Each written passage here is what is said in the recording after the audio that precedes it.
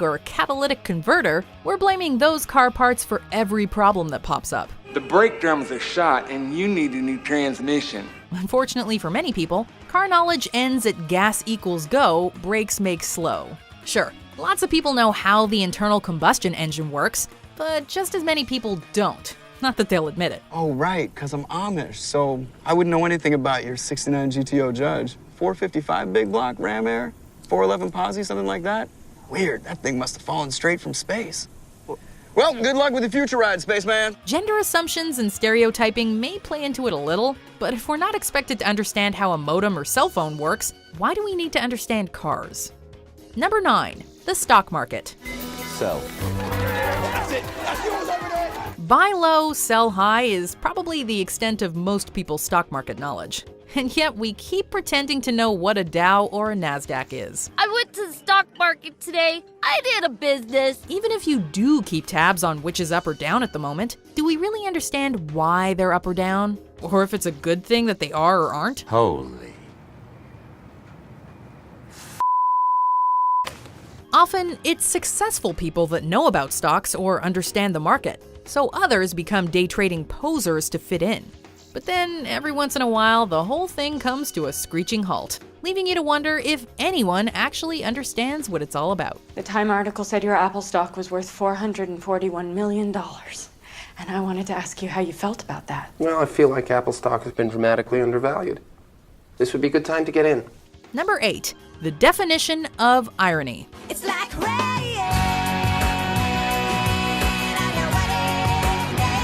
You are not helping, Alanis. It's like literally no one knows what irony really is. Although, ironically, even though many people misuse literally, they actually do know what it means for the most part. Thank you. For what? For using irony correctly. Ever since an Alanis Morissette song, people use it when they actually mean coincidence. Drives me nuts. Irony, meanwhile, is a label that people throw at any unlucky or odd situation or outcome. I'm not sure that's technically irony. What? This is like O. Henry and Alanis Morissette had a baby and named it this exact situation. It doesn't help that there are multiple kinds of irony, including verbal, situational, and dramatic irony. A fact that leads to confusion whenever someone attempts to distinguish one type from another. How about we all agree that irony is an unfortunate coincidence or oddly appropriate instead? No? Well, isn't that ironic? Actually, no. No, it isn't.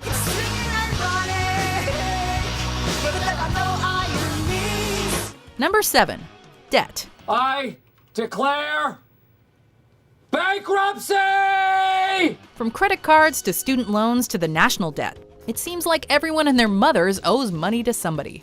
By the time you're old enough to be in debt, you're old enough to understand debt. I just wanted you to know that you can't just say the word bankruptcy and expect anything to happen. I didn't say it, I declared it. But clearly, if we understood debt, there wouldn't be so much of it, right?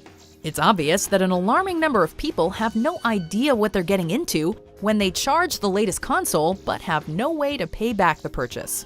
Bottom line, educate yourself about debt, because just one misstep, poor choice, or high interest rate could haunt you for decades to come. How much money does Spain owe to Italy?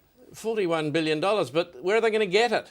Correct. What does Italy owe to Spain? $27 billion, but they haven't got it, they're broke. Correct. How can they pay each other if neither of them has any money? They're going to get a bailout, aren't they? Correct. And where's the money coming from for the bailout? That's what I'm asking you. Correct. Number 6, social media.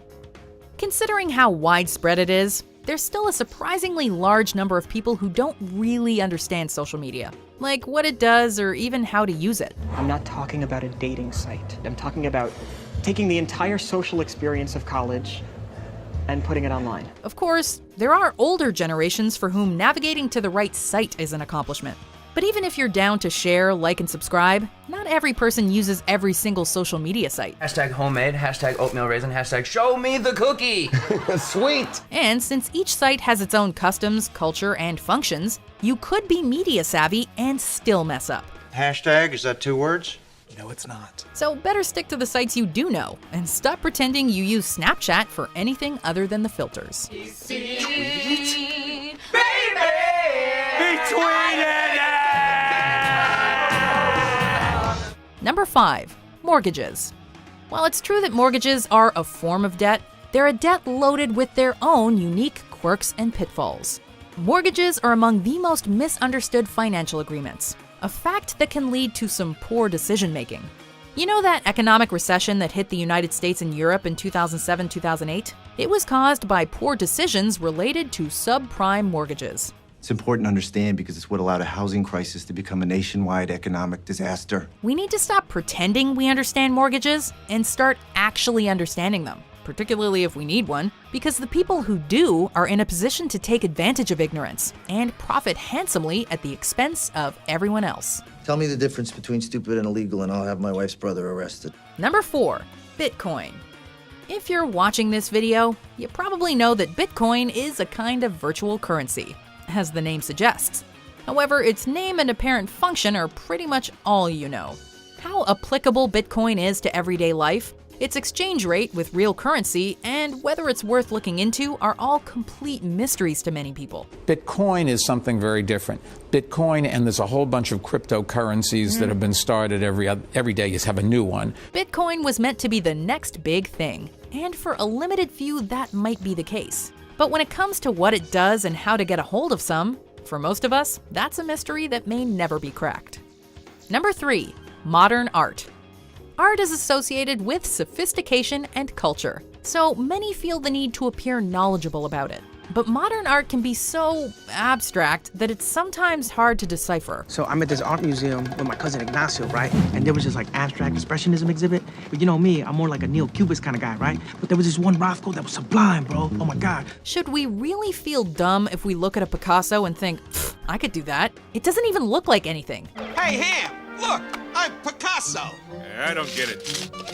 You uncultured swine. Remember, modern art is subjective. So no matter what you think, it's valid. This coffee table isn't the ego. It represents our shattered sense of community in the face of capitalist-driven isolation. If you want to learn more, take a class or go on a guided museum tour. How did you know that, Terry? I took some classes at RISD so I could make fun of these lame artsy douches in my neighborhood. Otherwise, if you don't get art, don't sweat it. And if you think you do, it couldn't hurt to be more humble about it, just in case. But yeah, Rachel made it. It's called Oppression. That's right, that one's Liberation. The oppression's in the bathroom. Number 2, math. We're not saying people don't understand basic math. That'd be ridiculous.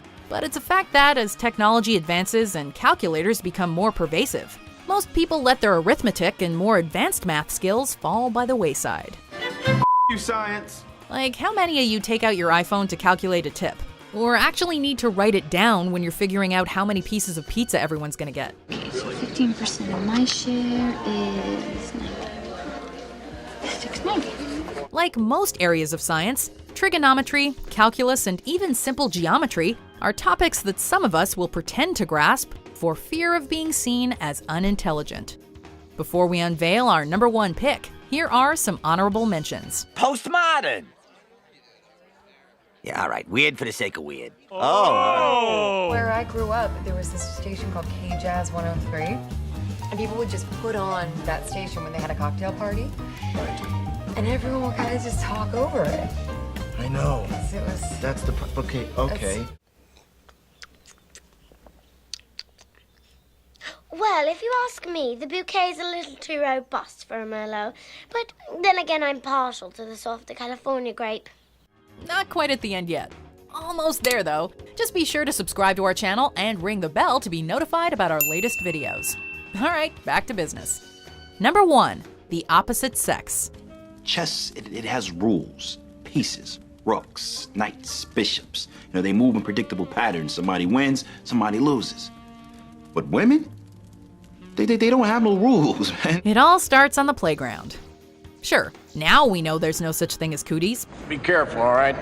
Ladies, cloud the mind. Thanks, Goose. You're welcome.